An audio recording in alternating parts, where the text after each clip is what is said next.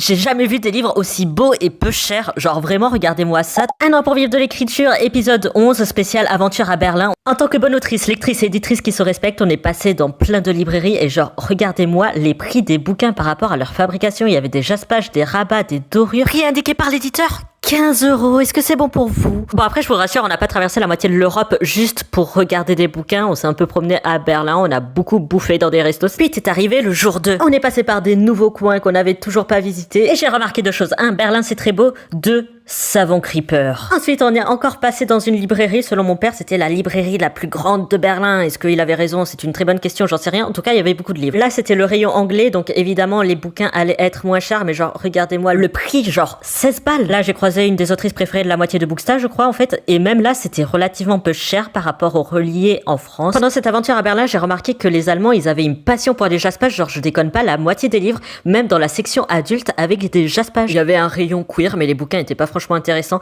Et regardez-moi la beauté de ce livre, je trouve que c'est premier degré un des livres les plus beaux que j'ai vus à Berlin. Et 16 balles évidemment, sinon c'est pas drôle. Mais regardez les paillettes. Et là, je voulais faire une vidéo un peu esthétique, mais on voit surtout mon père se faire agresser par une abeille.